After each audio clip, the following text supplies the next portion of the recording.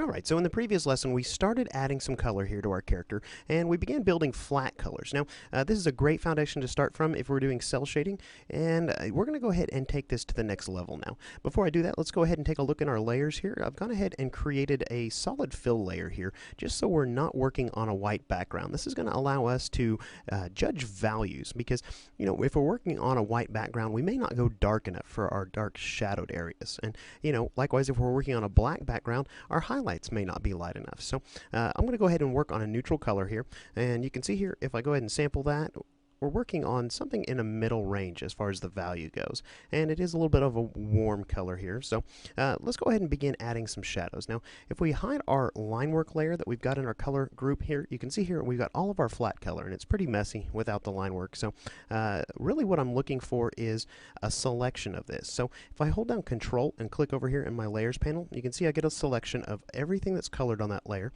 And let's go ahead and grab our lasso tool and hold down the Alt key. We're going to remove these color swatches from the selection. So we just have our gentleman selected here, and I'm going to go ahead and make a new layer. Let's go ahead and do that, and we're going to bring back our line work. Now, at this point, with this selection made, I'm going to go ahead and fill this new layer. We're not going to fill on top of our color. We're going to fill inside this new layer with a nice warm color. Let's go ahead and, I've got one actually here in my color, foreground color selected, and you know, we're going to go with kind of a warm red here. Neutral as far as medium saturation, so we're going to go with that first here. Now, the general rule of thumb is your shadows can be either warm shadows or they can be cool shadows. Now, and that depends on your light source. So at this point, we really need to think about the lighting for our character. Is our light source going to be one that's warm, or it's going to be a cool light source? Now, if you think about a warm light source is actually going to have cool shadows. And the exact opposite is true about a cool light source. A cool light source is going to have warm shadows. So let's think about what could produce what type of color temperature. Let's think about if we're outside in a natural setting, we're going to have a warm light source, being the sun. And what would that equal? Well, a warm light source equals cool shadows. Well, I'm wanting to do a little bit more of a dramatic lighting on this character. Maybe we're going to illuminate one side of his face heavily and then hide the other side heavily in shadow. Well, that type of lighting might be more consistent to something you would see indoors, something with more artificial lighting. Now, artificial lighting is going to produce a cool light, and for the most part, a cool light. So that's going to mean we have warm shadows. So I'm going to come in here now with a warm color, this one right here, and I'm just going to go ahead and fill this selection on this layer by holding down Alt and hitting backspace, and that'll fill it with my foreground color here. Now, we can go ahead and hit Control D to deselect that because we've gone ahead and filled that selection.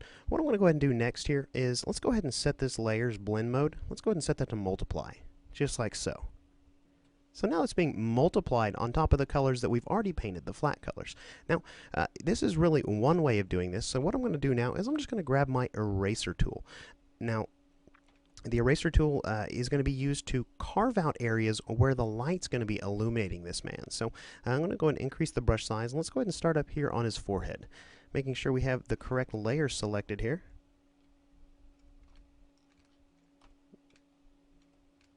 All right. And let's go ahead and make sure we have our eraser tool selected, and we'll go ahead and begin erasing this color away. Let me get a little bit larger brush here. And I'm just going to go ahead and think about the areas where the light's going to be hitting him in terms of shape. So thinking about the shape of his head, that light would be hitting it, and it's going to produce more of an elliptical shape, almost like the shape of this man's head. So I'm going to bring this shadow in. Well, let's bring it in a little further. Or this highlight rather, let's bring it in a little further, right about to there. We could even probably go just a little further, depending on how strong this light source is and how far it's rolling around his head. I'm going to go ahead and bring it over this direction a little bit further, making sure I have a nice clean curve there, one that mimics the curve of his head. And we're just going to, again, go ahead and begin carving this shadow away. Now, I think the shadow would probably be picking up on the top half of his eyebrows here. Maybe the bottom half are more covered in shadow. So I'm going to come ahead and erase away the shadow off kind of the top half here, and we're going to go ahead and continue erasing down. Now, his nose is going to catch a lot of light, and that's actually going to prevent a lot of the light from rolling around onto the other half of his face. So I'm going to kind of use the nose as almost a marker here so that we can divide his face, one half of it in shadow, the other half of it in highlight, really.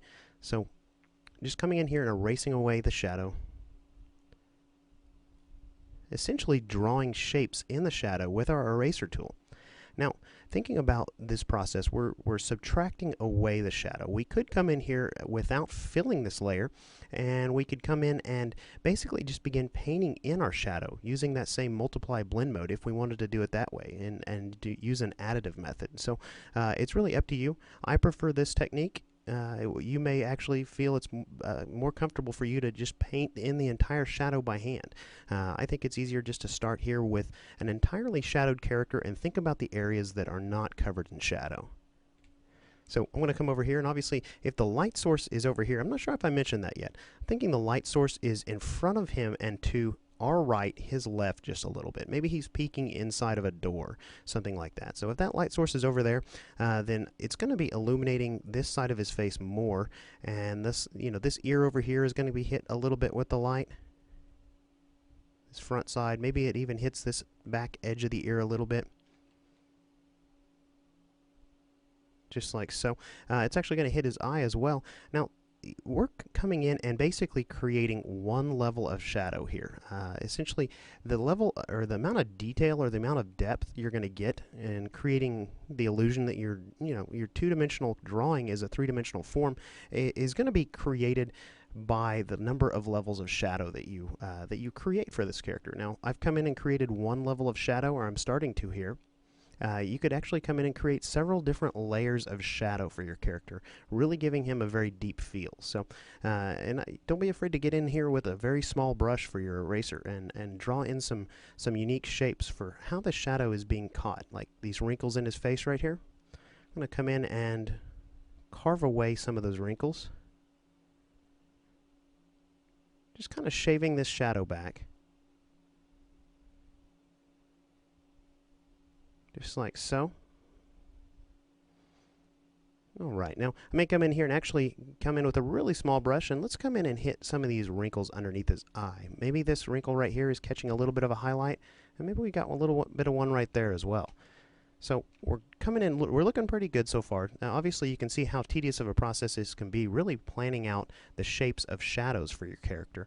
Let's come in here and hit his lip a little bit. Now, the great thing about using this subtractive method is you can always come back in here and paint back in a shadow using your foreground color if you decide maybe you've erased a little too much. So I'm coming in here now and working on the highlight that's on that upper lip, but thinking about this, he's probably going to need a shadow being cast by his nose. So we may actually have to come back in and repaint that in here at a later point. But I'm just going to kind of hammer through this. And we're going to come in, carve out this area right here. So essentially what we're doing is drawing in shadows with our eraser tool. And, you can see here that you can take the same amount of time to do this as you would even inking your character, because getting these nice fluid lines, it takes a steady hand, and we know what it takes to get a steady line is to do it with confidence, do it from the elbow and not the wrist.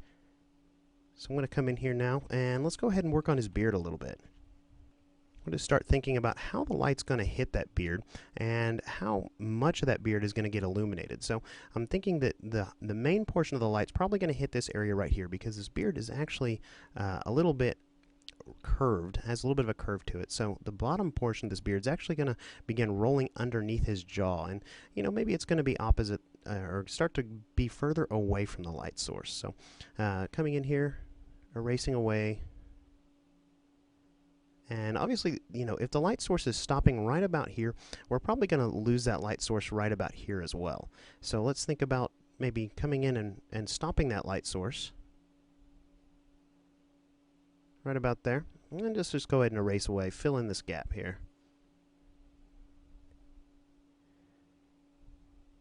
Alright, I think we're looking pretty good. Now I may come in and clean this up here in between lessons and just kind of refine some of these edges here. But I want to get as much coverage with this layer of shadow as we can here. Now I'm going to bounce back up here to his upper lip, and thinking about this little indentation here, maybe we could flush that out by having a little bit of a rim light right around in here and leaving that shadow right there. So maybe that comes around even a little further. Just like so. And let's come over here and begin erasing away some of the shadow for his suit. So thinking about the way this light's going to hit his suit right here, maybe it's going to come in and illuminate this lapel pretty predominantly here. We're not going to have a lot of shadow being cast on that. And let's see here. Let's come down and let's go ahead and bring this shadow on, or this highlight on down, rather.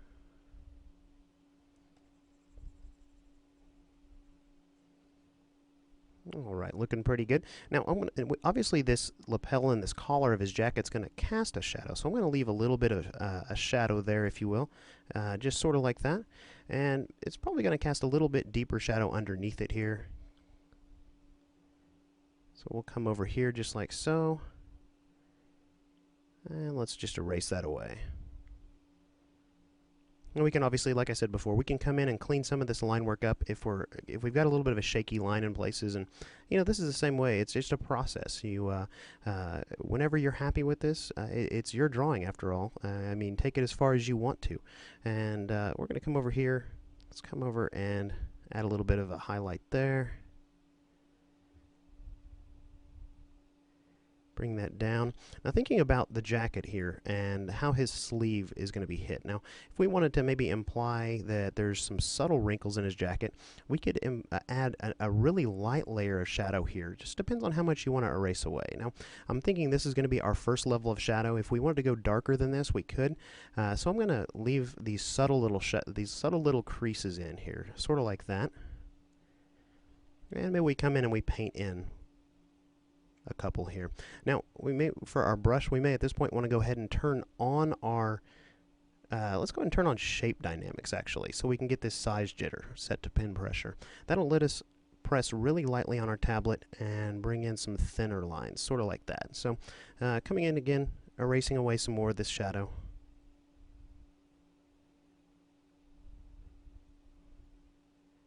Alright, we're looking pretty good here. Now, I may come in, like I said, and detail this out just a little bit further here. And obviously we have some places to hit here that really we haven't touched with our eraser yet. For example, on his tie and his collar of his shirt here. Sort of like that. I'll probably come in here and like I said, between lessons I'll clean that up just a little bit before we take this to the next level. But at this point what I want to do is show you here that we've chosen this warm color here, but maybe we want to adjust that a little bit. Well, we could do that permanently with just a hue saturation change by hitting Control U, and we could adjust the hue saturation, or we could come in with an adjustment layer. So let's do that. Let's come in with a hue saturation adjustment layer and make sure that it's only affecting that layer 5 right there, the one with our shadows on it. So we'll hold down Alt and clip that to that. And let's go ahead and double click that, and we can come in here and maybe desaturate it a little bit, maybe lighten it up some. Let's actually colorize that.